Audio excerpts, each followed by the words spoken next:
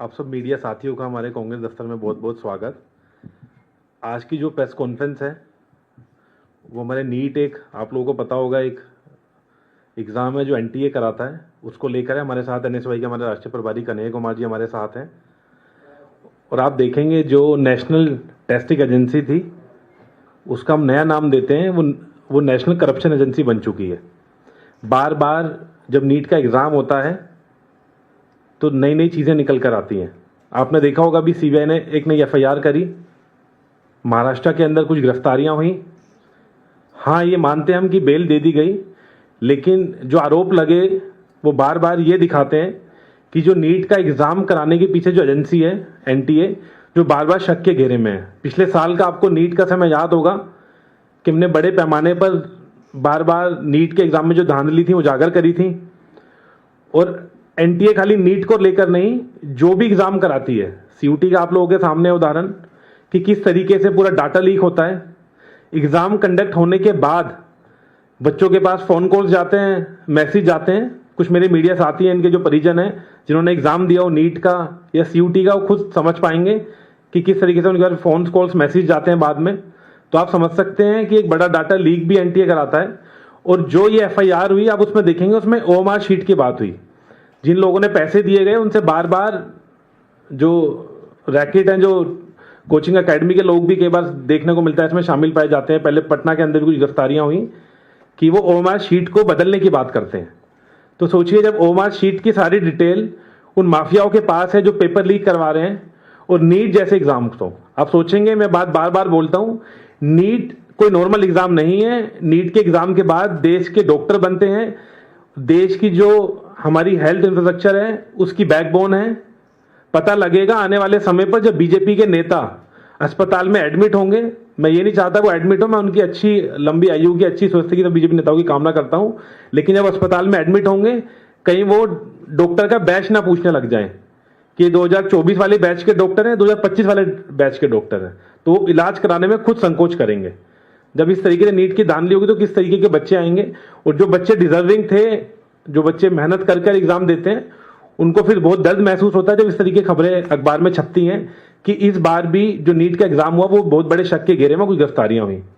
इन सब चीजों को देखते हुए सरकार का काम था कि बड़े लेवल पर एनटीए के जो अधिकारियों की जांच करी जाए। और बार बार ये एनटीए शक के घेरे में आता है, आपने देखा होगा, और न्यूज कटिंग्स के माध्यम से हमें भी बार बार देखने को मिलता है। तो बार बार जब एनटीए पर शक का घेरा आता है तो ऐसी क्या मजबूरी सरकार के सामने है कि बार बार वो एनटीए को प्रोटेक्ट करने पर लगती है, और कोई भी बड़ी जांच अभी तक एनटीए पर नहीं बिठाई गई है।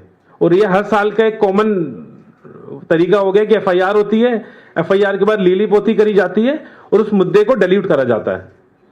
तो हमारा इमीडिएटली ये है कि एनटीए के बड़े लेवल पर जांच हो, वरना जिस तरीके से पहले भी हम लोगों ने एनटीए के बाद प्रदर्शन करा था, हम पे एफआईआर करी गई, एनटीए बार बार उस एफआईआर को परस्यू भी करता है कि इन पे और भी चार्जेस फ्रेम हो, तो हम डरने वाले नहीं हैं। लेकिन ये बात सिद्ध हो गई है कि नेशनल टेस्टिंग एजेंसी बड़े शक के घेरे में और नेशनल करप्शन एजेंसी बन चुकी है।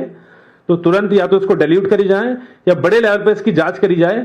और नीट की तो परीक्षा आपने देखा होगा, इस बार भी जो गिरफ्तारियां हुई हैं वो शक के घेरे में है। अगर एफआईआर हुई थी एंटी करप्शन में तो एफआईआर किस व्याप पर हुई, और एफआईआर हुई है तो कहीं ना कहीं कुछ तो धांधली है।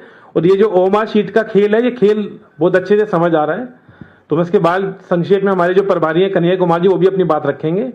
बात बहुत क्लियर है कि national testing agency corruption agency बन चुकी है। तुरंत बड़े लेवल पर इस पर कार्रवाई होनी चाहिए और जांच होनी चाहिए इनके जो आला अधिकारी हैं उनकी। अब मैं कन्हैया जी से निवेदन करता हूं वो अपनी बात रखें।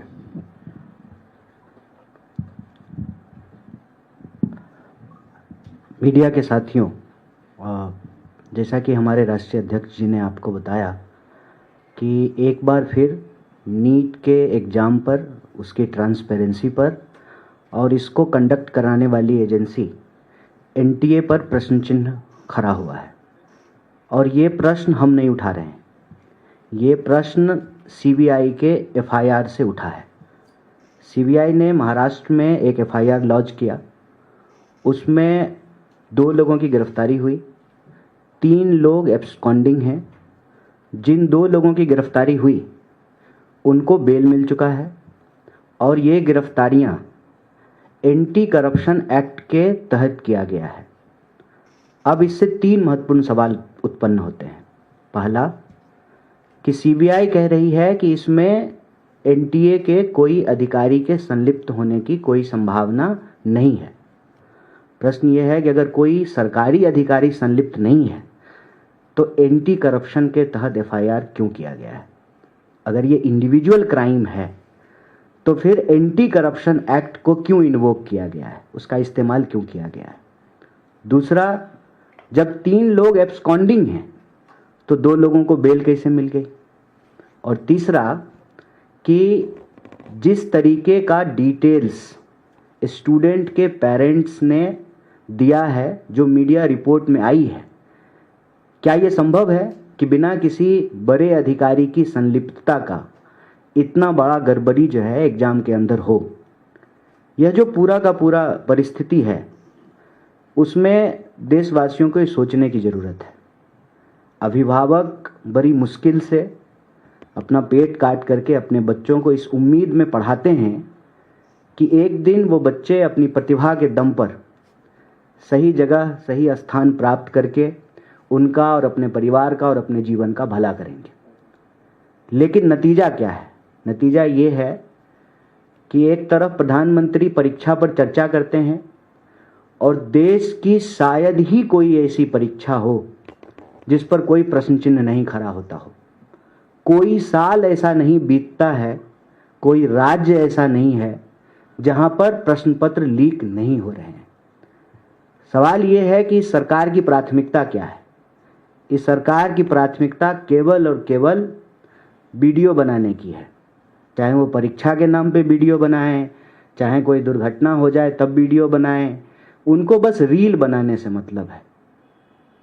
इतना बड़ा सवाल खड़ा हो रहा है और हर साल नहीं, बहुत भारी मन से हम आपके बीच में आकर के ये बात रख रहे हैं। हम नहीं चाहते हैं कि हमारी देश की संस्थाओं पर कोई प्रश्न चिन्ह खड़ा हो, लेकिन जो उनके कार्य प्रणाली है उनसे ये प्रश्न चिन्ह उठता है। कोई साल ऐसा नहीं है जब नीट को लेकर के विवाद नहीं होता है। पिछले साल भी इसी महीने में नीट को लेकर के विवाद हो रहा था। इस साल फिर जब रिजल्ट आया है तो जो है ये विवाद शुरू हो गया है। साल दर साल हर परीक्षा पे जब प्रश्न उठ रहे हैं तो सरकार क्या कर रही है?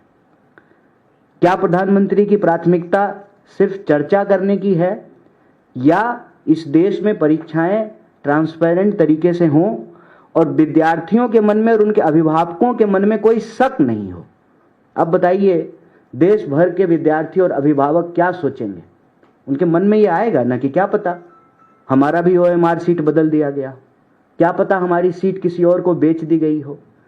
और इतनी निराशा का ही नतीजा है कि 1 घंटे में 2 नौजवान आत्महत्या करने को विवश हैं इस देश में, और सरकार बिल्कुल भी इस पर कान देने को तैयार नहीं है। एनटीए पे प्रश्न सिर्फ नीट के एग्जाम कंडक्ट कराने को लेके नहीं है। जैसा कि अध्यक्ष जी ने कहा, आप सीयूईटी की पूरी प्रक्रिया को देख लीजिए। 300 से ज़्यादा विश्वविद्यालय सीयूईटी के तहत एंट्रेंस प्रक्रिया को पूरा करते हैं। नतीजा ये है कि जिन यूनिवर्सिटीज़ के अपने ट्रांसपेरेंट इन हाउस प्रोसेस थे, उस प्रोसेस को डिस्टर्ब कर दिया गया है और ये करने के लिए उनको मजबूर किया गया है कि आपको यूजीसी से ग्रांट तभी मिलेगा जब आप सीयूईटी के तहत जो है अपने यहाँ एडमिशन करवाएंगे।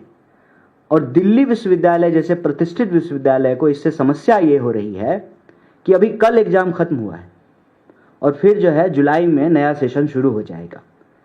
एक ऑनर्स पेपर के लिए विद्यार्थी को 7 एग्ज़ाम देना पड़ रहा है।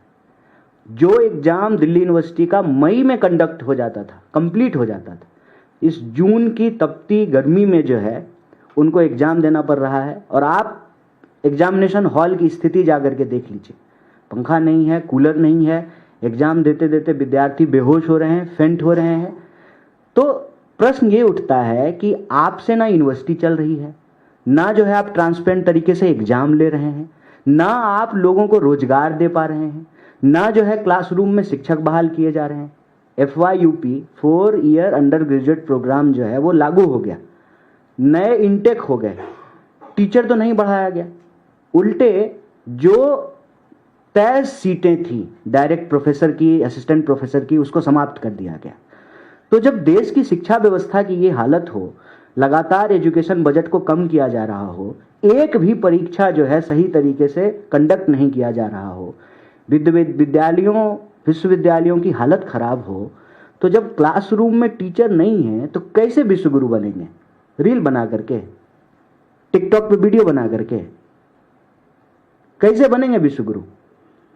जिस देश में डॉक्टर जैसा इतना शानदार प्रोफेशन है, कहते हैं कि धरती पर भगवान के रूप हैं डॉक्टर, उनकी परीक्षा ही अगर ठीक से नहीं ली जा रही है तो फिर हम अपने देश की शिक्षा व्यवस्था को और अपने देश के भविष्य को कहां पहुंचा रहे हैं?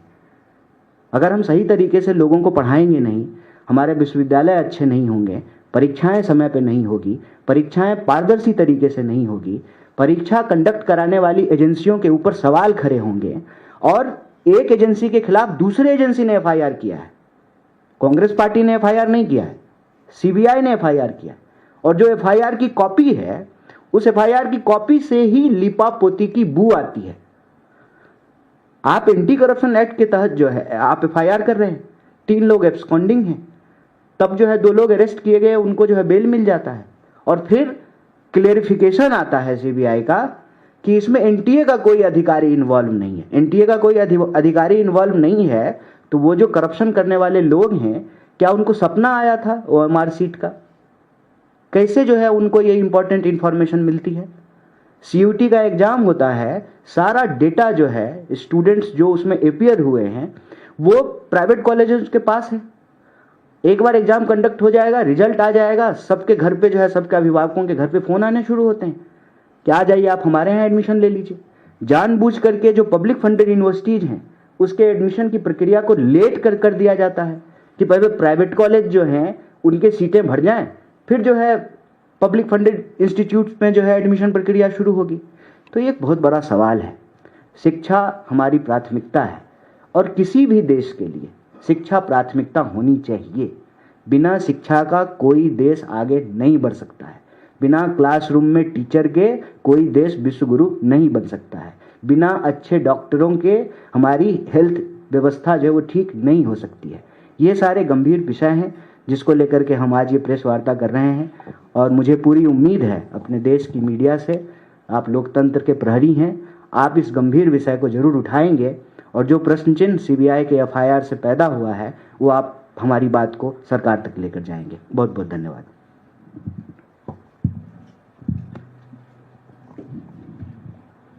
साथी के कोई सवाल? हाँ,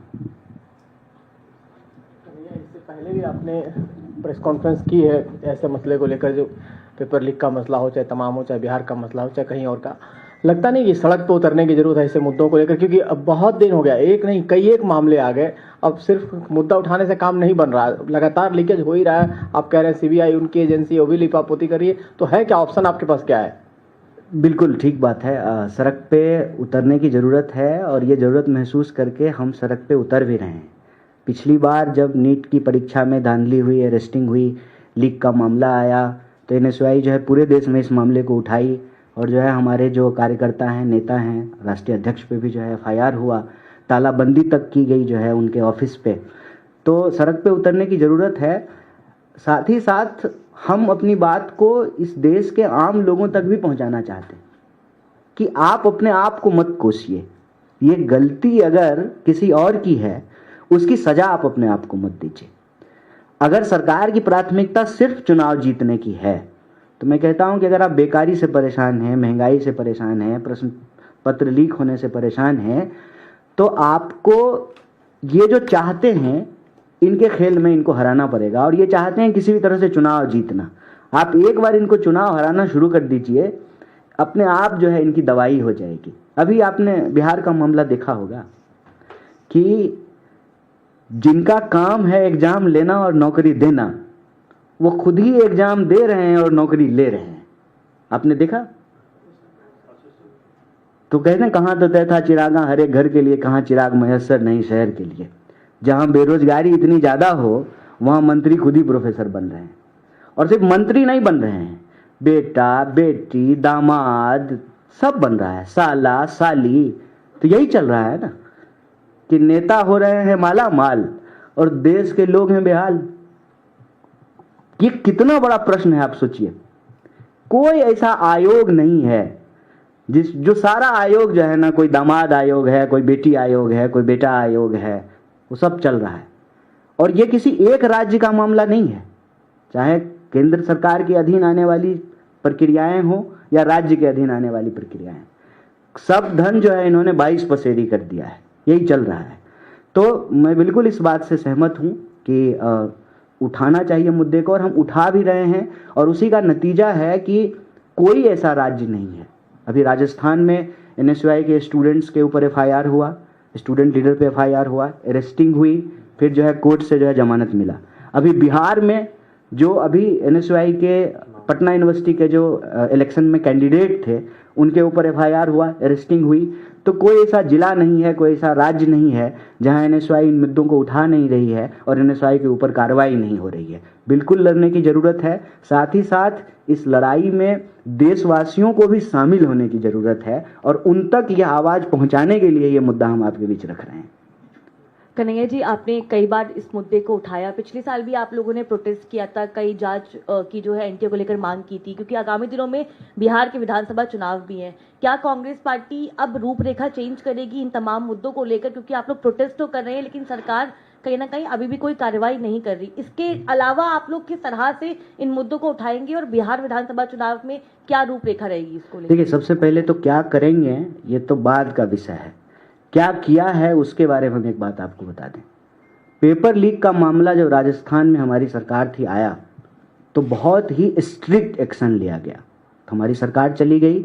नहीं तो प्लान ये था कि पेपर लीक के खिलाफ एक सख्त कानून लाने की ज़रूरत है, और जो इसमें इन्वॉल्व हैं उनको सजा दे करके एक उदाहरण पेश करने की ज़रूरत है, ताकि हमारी देश की जो संस्थाएं हैं और उसकी जो प्रक्रिया है वह जो संदेह के घेरे में आई है, तो आम लोगों की विश्वास की बहाली की जा सके।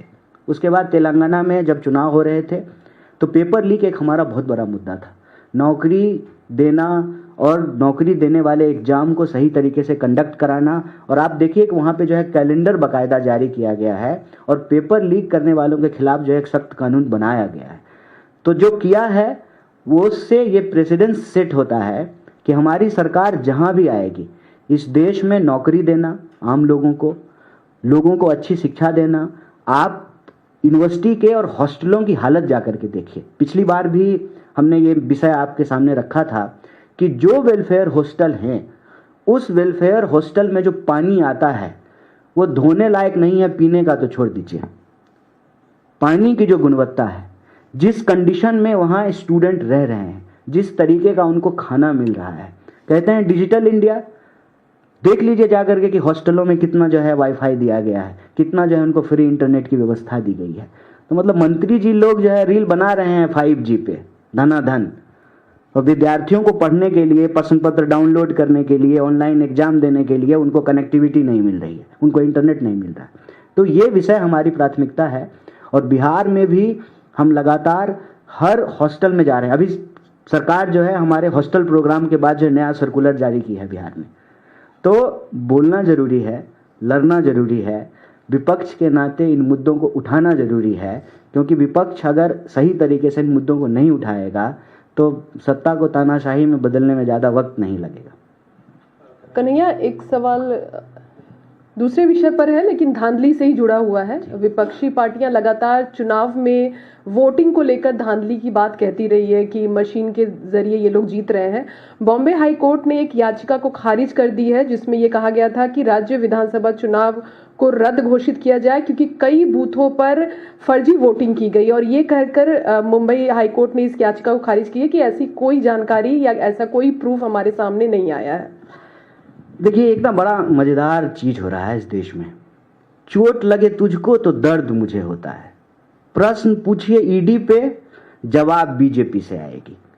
प्रश्न पूछिए इलेक्शन कमीशन पे, जवाब बीजेपी से आएगी। आप इस देश की किसी संस्था की प्रक्रिया पे प्रश्न उठाइए, जवाब बीजेपी पे आएगी। इस प्रेस कॉन्फ्रेंस के बाद हमने प्रश्न उठाया है एनटीए पे, जवाब बीजेपी से आएगी। चोट लगे तुझको तो दर्द मुझे होता है। ये ना और ज्यादा जो है संदेह पैदा करता है। हम प्रश्न उठा रहे हैं इलेक्शन कमीशन से, जितना तेरा उतना मेरा। इलेक्शन कमीशन किसी एक पार्टी का तो नहीं है, ये भाजपा का आईटी सेल तो नहीं है, उसके हेड जो है वो मालवीय तो नहीं है, तो ये क्यों परेशान हो रहे हैं? हम इलेक्शन कमीशन से सवाल पूछ रहे हैं, उसका जवाब इलेक्शन कमीशन दे। आप देखिए कि उस एक सवाल को छुपाने के लिए, कहते हैं कि एक झूठ को छुपाने के लिए 1000 झूठ बोले जाते हैं और 1000 प्रश्न खड़ा कर देते हैं। अगर हमारे सवाल में कोई तथ्य नहीं है, आज ही इलेक्शन कमीशन की टीम बिहार पहुंची है और कह रही है कि डोर टू डोर जाकर के जो है हम वोटर प्रक्रिया की जांच करेंगे। क्यों? आप तो बड़ा कॉन्फिडेंट थे, सब सही चल रहा है चकाचक, तो फिर ये करने की क्यों जरूरत है? मतलब हमारे प्रश्न में तथ्य है। कहीं से कोई चीज खारिज हो जाए तो उससे जो है सत्य थोड़ी नदारत हो जाएगा। जो लोग इस देश में रहते हैं, हम सब लोग धरती पे ही रह रहे हैं, मंगल पे तो है नहीं, तो क्या हो रहा है? हम टेबल के इस तरफ हैं, आप टेबल के उस तरफ हैं, इसका यह मतलब थोड़ी है कि हमको ज्यादा पता है और आपको नहीं पता है। आपको भी पता है, आप भी इस देश के नागरिक हैं, आप रह रहे हैं, आप देख रहे हैं कि क्या हो रहा है। ये प्रश्न खड़ा नहीं होता है कि अचानक से जो है 29,000 वोटर जो है मुख्यमंत्री के जो है कॉन्स्टिट्यूंसी में ऐड हो जाता है। अचानक से जो है एक बिल्डिंग में जो है 5500 वोटर ऐड हो जाता है, जहां वोट का मार्जिन जो है 1500 हो, 1100 हो, 1000 हो। आप हरियाणा का चुनाव उठा के देख लीजिए, आप महाराष्ट्र का चुनाव उठा करके देख लीजिए, पिछली बार 2020 का बिहार का चुनाव उठा करके देख लीजिए, 10-12 हजार के अंतर पे तो सरकार बन जा रही है। अगर आप इंडिया ब्लॉक के वोट को काउंट करेंगे, एनडीए के वोट को काउंट करेंगे, तो 10-12 हजार के वोट के फर्क पे तो सरकारें बन जा रही हैं। अभी जो है वक्फ पे वोटिंग हुई, इंडिया का वोट देख लीजिए और एनडीए का वोट देख लीजिए, 7 MP का अंतर है। तो क्या ये डर की राजनीति नहीं कर रहे हैं? बिल्कुल कर रहे हैं। आप सुबह जो है ईडी भेजते हैं, शाम में जो है उस बिजनेस हाउस का जो है हॉस्टाइल टेक ओवर हो जाता है। सारे जो है, मैं मीडिया हाउस के विषय से जुड़ा हुआ एक प्रश्न यहां रख रहा हूं कि एनडीटीवी के मालिक पे जो है चार्जेस लगे और एनडीटीवी अब अदानी के पास चला गया है, सारा चार्ज खत्म हो गया है, वो भी फ्री हो गए हैं। ये हॉस्टाइल टेक ओवर नहीं है, सरासर जो है इस देश की लोकतांत्रिक संस्थाओं का दुरुपयोग कर रहे हैं, लोकतंत्र का गला घोट रहे हैं और आपातकाल की बरसी मना रहे हैं। मित्रकाल के इस दौर में जो यह खुलेआम बेईमानी चल रही है, उस बेईमानी के ऊपर हम प्रश्न करेंगे। एक दरवाजे पे खारिज कर देंगे तो दूसरे दरवाजे पे जाएंगे, दूसरे पे खारिज करेंगे तो तीसरे पे जाएंगे, क्योंकि हम लोकतंत्र के प्रति प्रतिबद्ध हैं। लोकतांत्रिक संस्थाओं को बचाना हमारा धर्म है, हमारा कर्तव्य है, इसको करते रहेंगे। और याद रखिएगा, ये मानेंगे, अभी गए हैं ना Bihar door to door voter list check करने के लिए, इनको करना पड़ेगा, क्योंकि ये देश मुर्दों का देश नहीं है। इसी के ऊपर बात है कि आप चुनाव आयोग की टीम गई है बिहार, उस पर बात की, वहाँ पर एक और कंट्रोवर्सी इस बात को लेकर खड़ी हुई है कि बर्थ प्लेस पूछ रहे हैं, आप इसका प्रूव कीजिए कि आप भारतीय नागरिक हैं, कहाँ आप पैदा हुए, और जहाँ तक ना केवल उनके माता पिता के बर्थ प्लेस का भी प्रूफ पूछा जा रहा है। इसको लेकर सवाल खड़ा हो रहा है। दूसरा, प्रशांत किशोर ने ये कहा कि राहुल गांधी दिल्ली में बैठ के जो बिहारियों के लिए बहुत सारी बातें कहते हैं और उनको मॉक करते हैं, लेकिन वहाँ जाते हैं और लेक्चर देते हैं, उनके लेक्चर की जरूरत। किनके लेक्चर की? राहुल गांधी के लिए प्रशांत किशोर ने बात। नहीं, वैसे तो बिहारियों को किसी के लेक्चर की जरूरत नहीं है। खुद जो है बुद्ध जो है वहां पे आकर के बुद्ध हुए हैं, खुद महात्मा गांधी वहां पहुंच करके गांधी हुए हैं, तो किसी के लेक्चर की जरूरत नहीं है। गरीब हैं, मूर्ख नहीं है, ज्ञान और मोक्ष की भूमि है बिहार, किसी के लेक्चर की जरूरत नहीं है। लेकिन यह जो टीका टिप्पणी है, मैं कहता हूं कि किसी पे भी टीका टिप्पणी करने से ज़्यादा जरूरी है कि जिस जिम्मेवारी पे हम हैं उस जिम्मेवारी का सही तरीके से निर्वहन करें। वो एक नई पार्टी बनाए हैं, हमको शुभकामनाएं हैं उनकी, खूब मेहनत करें, खूब पसीना बहाएं, ठीक है, खूब जो है लोगों के बीच में जाएं, मुद्दे उठाएं, हम बस उनको शुभकामनाएं देंगे, कोई टीका टिप्पणी नहीं करेंगे। और राहुल गांधी जी पे टीका टिप्पणी करके बहुत लोगों का काम चलता है, ये कोई नई बात नहीं है। दिक्कत यह है कि टीका टिप्पणी करने के बाद भी वो जो प्रश्न उठाते हैं देश को वो मानना पड़ता है। मैं गिनती से जो है आपको कई सवाल गिना सकता हूँ। जीएसटी पे उन्होंने कहा कि ये गब्बर सिंह टैक्स है, कितना अमेंडमेंट आ चुका है? 2 दर्जन से ज़्यादा। उन्होंने कहा कि नोटबंदी के बाद जो है देश का जो छोटा व्यापार है, जो नगद व्यापार करता है, वो तबाह हो जाएगा। सरकार का फिनेंशियल रिपोर्ट उठा करके देख लीजिए। उन्होंने कहा कि कोविड में तमाशा मत कीजिए, रील बनाने से ही भागेगा नहीं, ये लाइक और व्यूज का मामला नहीं है, ये बीमारी है, महामारी बन जाएगी। क्या हुआ कोविड पे हाल? कोविड पे हाल ये होगा कि भाजपा के नेता भी चल बसे, आत्मा को शांति। जो प्रश्न वो कह रहे हैं वो प्रश्न आपको बाद में मानना पड़ रहा है। अभी वॉर हुआ, इससे पहले उन्होंने कहा कि वॉरफेयर बदल गया है। अब जो है दिल्ली में बैठ करके भी हम सुरक्षित नहीं हैं। पहले होता था कि बॉर्डर एरिया में रहने वाले गांव खाली कराए जाते थे, अब कहाँ खाली कराएंगे? अब तो जो है 500-500 किलोमीटर दूर जाकर के बम जो है टारगेटेड तरीके से मारा जा रहा है। तो वॉरफेयर बदल गया है, कंबस्ट इंजन नहीं चलेगा, इंजन का मॉडल बदल गया है और हमको अपने मैन्युफैक्चर सेक्टर को बचा करके चाइना का मुकाबला करना पड़ेगा। सिर्फ जो है भाषण देने से काम नहीं चले, सारी चीज़ें सही साबित हो रही हैं। तो टीका टिप्पणी करने दीजिए। राहुल गांधी जी अपनी बात पर अड़े हुए हैं, देश के लिए जो जरूरी बात है वो कह रहे हैं और बिहार भी देश में ही है, बिहार देश से बाहर नहीं है। अगर बेरोजगारी की बात होगी, नौकरी की बात होगी, परीक्षा की बात होगी, शिक्षा की बात होगी, अच्छे हॉस्टल की बात होगी, तो ये प्रदेश की बात है और देश की बात है। तो क्या दिल्ली में बैठे हुए लोगों को जो है बिहार में बात नहीं करना चाहिए? अगर ऐसा नहीं करना चाहिए फिर तो जो है लाखों लाख बिहारी जो अपना प्रदेश छोड़ करके दूसरी जगह जाते हैं उनको तो बोलना ही नहीं चाहिए, उनको तो कोई प्रश्न ही नहीं खड़ा करना चाहिए। ये एक ग्लोबलाइजेशन के इस दौर में लोग बिहार में बैठ करके अमेरिका में चलने वाला ट्विटर चला रहे हैं। उस दौर में जो है ये प्रश्न पता नहीं कैसे किया जाता है, देश की धरती विदेश की धरती। वो तो कह रहे हैं कि बिहार आकर के नहीं बोलना चाहिए। कुछ दिन पहले बीजेपी कह रही थी कि लंदन जाकर के नहीं बोलना चाहिए। तो क्या करना चाहिए नेता प्रतिपक्ष को? प्रधानमंत्री जी की तरह सिर्फ रील बनाना चाहिए? विपक्ष का काम है सरकार से सवाल पूछना, वो हम पूछ रहे हैं।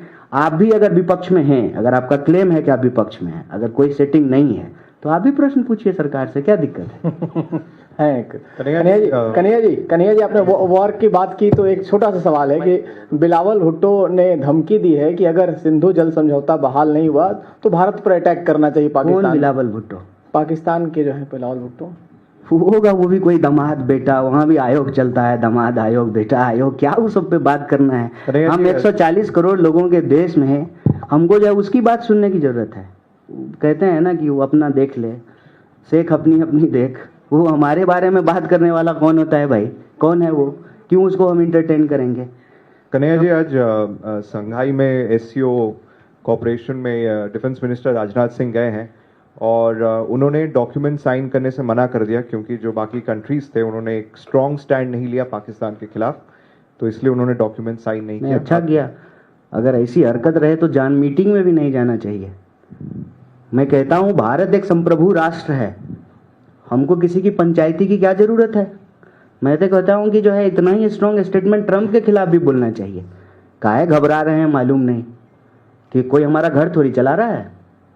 हम एक स्वतंत्र राष्ट्र हैं, हमारे देश में लोकतंत्र है, इतना बड़ा राष्ट्र है, सब कुछ है हमारे पास, क्या नहीं है?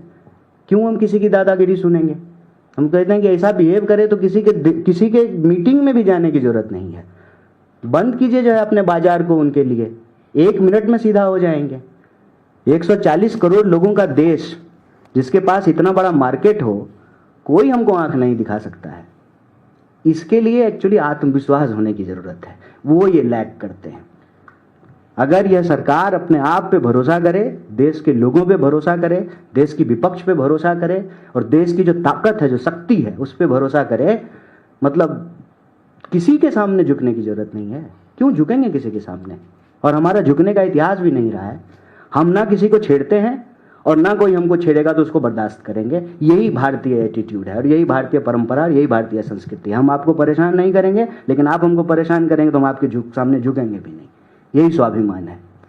कन्हैया जी, एक सवाल है, क्योंकि आप बिहार से आते हैं और आपने अपनी शुरुआत भी वहीं से की है। बिहार में आगामी दिनों में विधानसभा चुनाव होने हैं। कांग्रेस पार्टी लगातार बोलती है कि नए चेहरों को मौका देना चाहिए चुनावी प्रक्रिया में, चुनाव लड़ने के लिए। तो क्या कन्हैया कुमार भी बिहार विधानसभा चुनाव में हमें एक चेहरे के तौर पे नजर आएंगे? हम नया कैसे हैं, मतलब ये मुझे बताइए। हम 2 चुनाव लड़ चुके हैं। नहीं तो बिहार विधानसभा चुनाव में आप दिखेंगे, आपका चेहरा रहेगा, आपका मन है कि आप चुनाव लड़ना चाहेंगे वहां पे? नहीं, चेहरा मत देखिए। सारा प्रेस कॉन्फ्रेंस का जो है ना विषय जो है आप कहीं और पहुंचा दिए। बात चेहरे की नहीं, मुद्दे की है। मुद्दा इंपॉर्टेंट है। चेहरा का क्या करेंगे? मॉडलिंग कंपटीशन हो रहा है, चेहरा दिखाएंगे। चुनाव जब होगा तब पता चलेगा। और ये हम तय करेंगे कि चुनाव लड़ेंगे? इसको तय करने की एक प्रक्रिया होगी। बिहार में टिकटों को लेकर के कांग्रेस पार्टी ने एक प्रक्रिया शुरू की है। हम इंटरनली जो है सारे जो संभावित प्रत्याशी हैं जो चुनाव लड़ना चाहते हैं उनको अप्लाई करने के लिए कहा है, और ये ऑनलाइन अवेलेबल है। इवन आप भी अप्लाई कर सकते हैं। बाकी आपको मिलेगा कि नहीं मिलेगा वो बाद में प्रक्रिया से तय किया जाएगा। ट्रांसपेरेंट तरीके से लोग अप्लाई कर रहे हैं, टिकट मिलेगा, चुनाव लड़ेंगे। ऐसे ही बैठ करके कोई कैसे तय कर लेगा कि हम चुनाव लड़ेंगे? ये मतलब बीजेपी थोड़ी है कि अमित शाह से दोस्ती है तो टिकट मिल जाएगा कहीं से भी, ऐसा नहीं चलेगा। Kanaya ji, recently Amit Shah told that those who speak English in India would be shameful one day. What is your opinion on that? Actually, he is very shameful. He is shameful while he has listened the English speaking capability of his own son.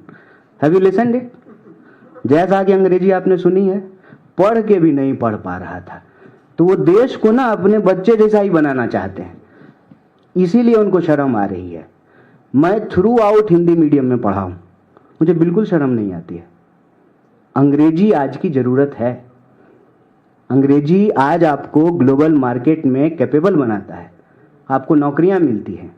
अगर ऐसा नहीं है तो इस सब मंत्री का बच्चा जो है संस्कृत स्कूल में क्यों नहीं पढ़ता है? सब ऑक्सफोर्ड में पढ़ने जा रहा है, कैम्ब्रिज में पढ़ने जा रहा है, मैसाचुसेट्स में पढ़ने के लिए जा रहा है। ये देश को मूर्ख बना रहे हैं। ये मूर्ख इसलिए बना रहे हैं ना कि मूर्ख बना देंगे तभी तो मूर्खों के राजा रहेंगे, मूर्खों के सरदार। क्यों शर्म आएगी अंग्रेजी पढ़ने में, और क्यों जो है अंग्रेजी नहीं पढ़ना चाहिए? तो इस बात के लिए स्वाभिमान करना चाहिए कि दंगाई होइए, अपराधी होइए, बलात्कारी होइए, मर्डर करके आइए, अब यही क्वालिटी होगा। ये जो है ये नॉलेज विरोधी क्यों है? क्योंकि खुद नॉलेज नहीं है। और मैं कहता हूं कि देश के लोग सावधान हो जाइए, ये जैसा आपको बना देंगे। पढ़ करके अंग्रेजी नहीं पढ़ रहा था, वो वीडियो अवेलेबल है, जाके देखिएगा। तो वो वीडियो वो भी देख लिए थे, पप्पा ने बेटा का वीडियो देख लिया, इसीलिए उनको शर्म आ रहा है, हम लोगों को नहीं आ रहा है। थ्रू आउट हिंदी पढ़े हैं, ठीक है ना, और हिंदी पे गर्व भी है, लेकिन किसी दूसरी भाषा का अपमान नहीं करते हैं। हमारी देश की अनुसूची में, संविधान की अनुसूची में 22 से ज़्यादा भाषाएं हैं। हम चाहते हैं कुछ और भाषाएं उसमें शामिल हो जाए, क्यों नहीं पढ़ेंगे? कई सारी भाषाएं। और पता है ये तो वो अटल बिहारी वाजपेयी के भी खिलाफ हैं, अपनी पार्टी के नेता के खिलाफ। उनको कई भाषाएं आती थी, अटल बिहारी वाजपेयी को कई भाषाएं आती थी, और पहले ये क्वालिटी होता था नेता को।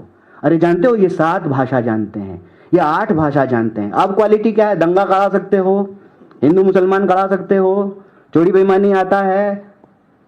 ये देश को मूर्ख बना रहे हैं।